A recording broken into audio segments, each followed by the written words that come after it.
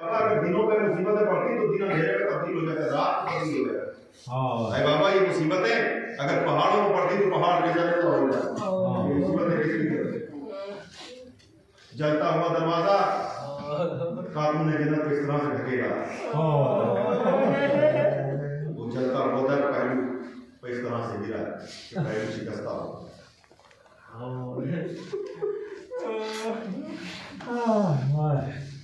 फातिमा कि मेरा बच्चा शहीद हो गया, मुझे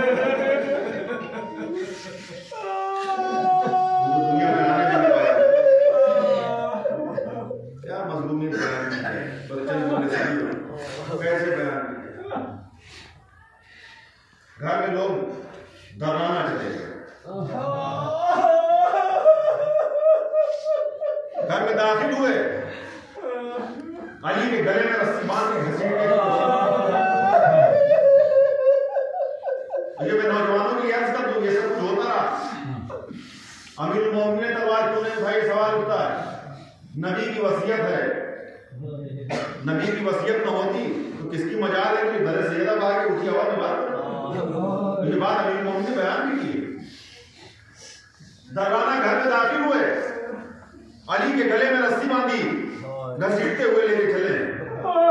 वो जनाब फातिमा ने अली का दामन पकड़ लिया कि मैं आपको हसन को न जाने दूंगा, मैं आपको हसन को न जाने दूंगी। लिखा यह कि एक जालिम ने तलवार का दस्ता फातिमा के पहलू में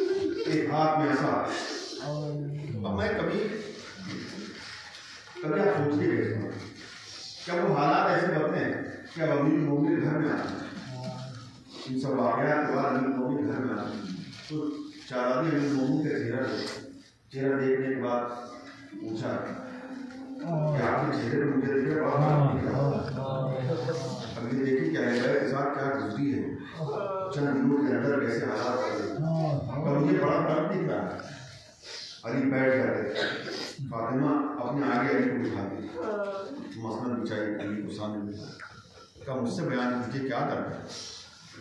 अब कभी आप अमीरुल मोमिनीन का सब शायद आप वहाँ तक पहुँचे, शायद नहीं कभी, तो अमीरुल मोमिनीन सामने बैठ गए। चारादी पूछती थी कि किस बात में आपको रंजीदा कर रही है, तो अमीरुल मोमिनीन आके बता देते फातिमा अब हालात इतने बदल गए कि लोग अब अली को देख के सलाम करने में पसंद नहीं करते।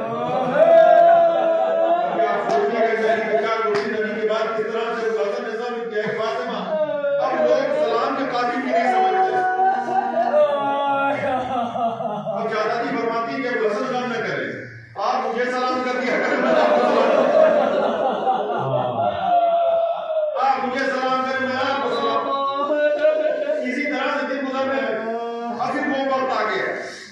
कि शहजादी ने वसीयतें फरमाई, रात के सन्नाटे में तन्हाई में अपने पास बिठा लो, अपने करीब बिठा के कहती कि कुछ वसीयतें हैं, हसन मेरी वसीयतें सुनिए। अब उन वसीयतों में क्या खतरनाक वसीयत है। अबुल हसन मेरे बच्चों का ख्याल रखिएगा, मेरे हसन हुसैन का ख्याल रखिएगा, मेरा जनाजा शब की तारीखी में उठाइएगा। और शायद ये रिवायत आपके जहन में हो कि वाहिद खातून है कि जिनके बारे में मैंने कहा कि जिनकी जिंदगी में जिन्होंने अपना ताबूत बनवाया। अपनी कनीज से कहा कि मुझे तरीका अरब का पसंद नहीं है कि जिस तरह औरतों के जनाजे लेके जाते हैं, मैं नहीं चाहती कि मेरी कफन में भी किसी की निगाह पड़े। तो कनीज ने ताबूत अपने इलाके के एतबार से बनाया, तो ताबूत पहले तैयार। सोचिए कि फातिमा नहीं चाहती कि मेरे कफन में किसी की निगाह पड़े। रात के सन्नाटे में, अब रात के सन्नाटे जनाजे में भी किसी की निगाह नहीं पड़नी चाहिए। फला को मेरे जनाजे में कब लाइए, उसको ना नहीं दीजिएगा। उन्होंने मेरा दिल दुखाया है, मैं शिकायत करूं। अब यहाँ पर ठहर के आप सुनिए कि जिसकी शहादत से पहले जिसने ये एहतमाम किया कि मेरे कफन में भी किसी उसी की बेटियां हुसैन की शहादत के बाद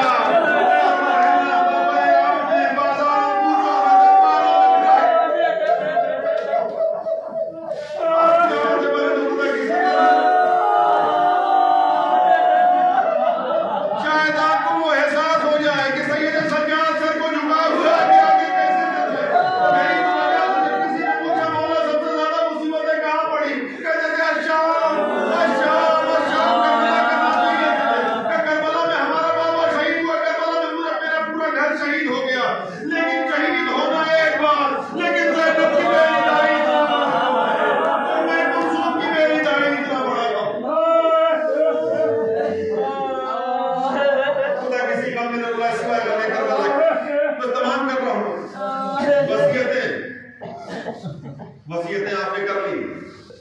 अब वो वक्त है, बस आखिरी बात वो वक्त है कि देखो जब तक तस्बीह की आवाज आती रहे समझ लेना फातिमा, जब तस्बीह की आवाज बंद हो जाए तो समझ लेना कि मैं अपने मालिक की हकीक से कान तस्बीह की आवाज पे लगे हुए। अचानक तस्बीह की आवाज बंद हुई, दिल धड़कने लगा, आंखों से आंसू जारी हो गए। शहजादे घर में तशरीफ लाए। मैं मुझे कुछ रिवायत नहीं कहूँगा, हाँ कहते हुए आंसू ने वो राज जाहिर कर दिया। अम्मा कहाँ है, जबान से तो कुछ नहीं कह सकती, इशारा किया हुजरे की तरफ। अब हंसनाए कि हुजरे की तरफ गए, हुजरे का दरवाजा खोला। अब जो अम्मा को पुकारते हैं तो जवाब नहीं आ रहा। माँ से निपट गए, बाबा को बताया, बस आखिरी जुमले सुनने बात कर।